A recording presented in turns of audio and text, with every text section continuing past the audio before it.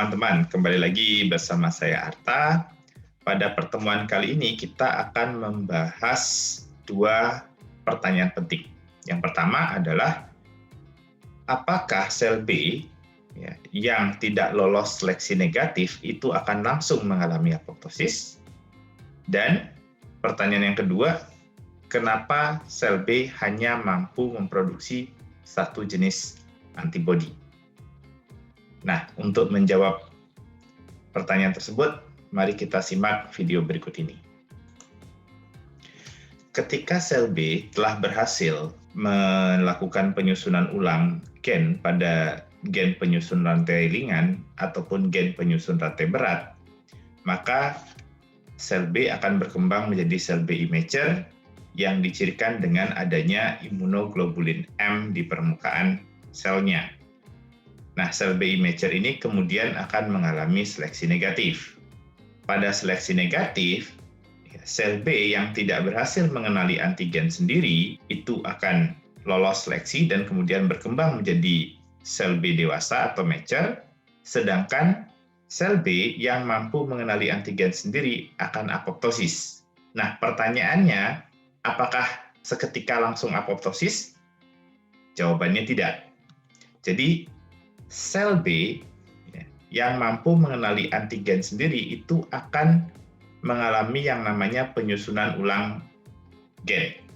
Nah, seperti kita ketahui bahwa gen penyusun antibodi yaitu terdiri atas beberapa segmen V dan beberapa segmen J pada rantai ringan yang memungkinkan dia untuk memiliki beberapa kemungkinan kombinasi. Nah, pada kasus ini misalnya ketika reseptor yang telah dibentuk ternyata dapat mengenali antigen sendiri, maka sel B akan memiliki opsi untuk melakukan penyusunan ulang gen-gen yang menyusun antibodi. Nah, sehingga akan diperoleh reseptor baru. Apabila reseptor yang baru terbentuk dari hasil penyusunan ulang tetap menghasilkan reseptor yang mengenali antigen sendiri, maka sel B kemudian akan dirangsang untuk mengalami kematian terprogram atau yang kita kenal dengan nama apoptosis. Namun, apabila kemudian hasil penyusunan ulang menghasilkan imunoglobulin yang tidak mengenali antigen sendiri, maka sel B yang memiliki reseptor ini akan berkembang lebih lanjut menjadi sel B yang matang atau mature.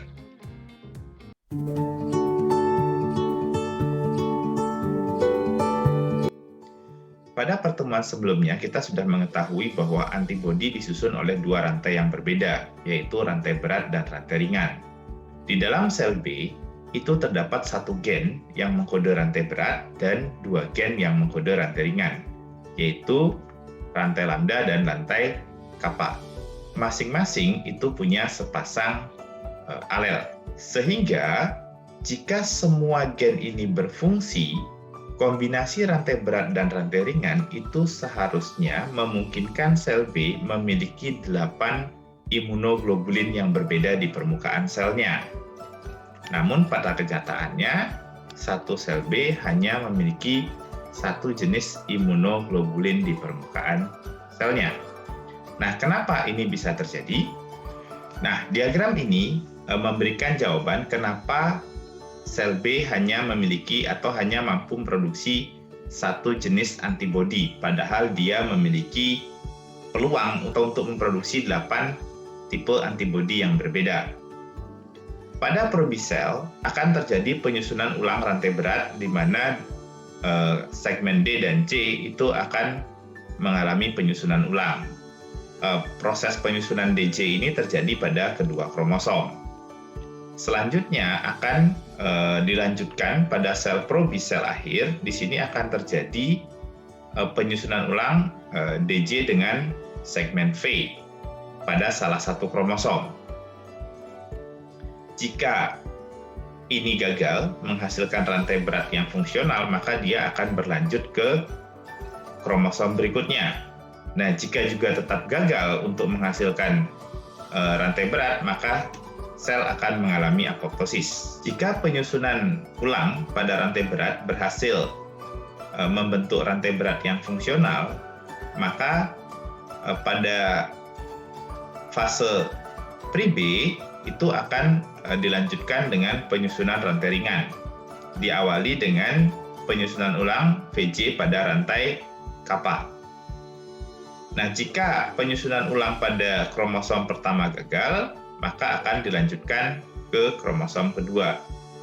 Nah, jika pada rantai kappa ini berhasil dihasilkan rantai ringan yang fungsional, maka sel limfosit B itu akan mengekspresikan IgM yang lengkap pada permukaan selnya, yaitu terdiri atas rantai berat dan rantai ringan.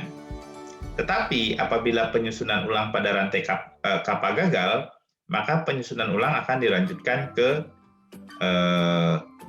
gen lambda di sini. Nah, penyusunan diawali pada salah satu kromosom. Jika gagal, maka akan dilanjutkan penyusunan ulang pada kromosom berikutnya.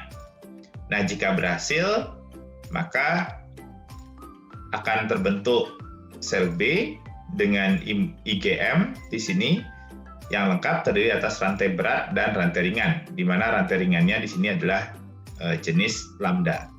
Namun, apabila gagal menghasilkan rantai ringan yang fungsional, maka sel B akan mengalami apoptosis.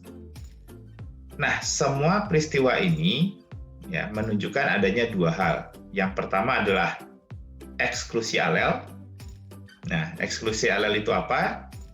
Seperti yang kita lihat di sini, terdapat dua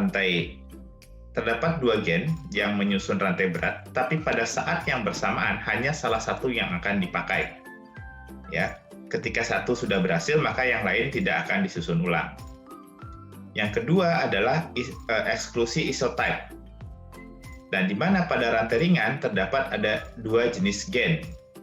Ya, jadi pada rantai ringan terdapat dua jenis gen, yaitu kappa dan lambda. Ya, ketika sel B sudah berhasil menghasilkan rantai ringan dari gen kappa, maka penyusunan tidak akan dilanjutkan pada gen lambda. Ya, inilah yang dikenal dengan istilah eksklusi isotype. Jadi, jawabannya kenapa sel B hanya memiliki satu jenis antibodi di permukaan selnya? Ini karena adanya peristiwa yang kita kenal dengan nama eksklusi alel dan eksklusi isotype.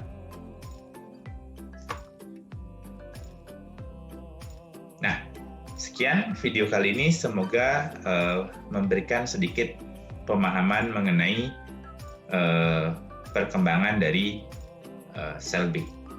Sampai ketemu pada video berikutnya yang menjelaskan mengenai perkembangan limfosit T.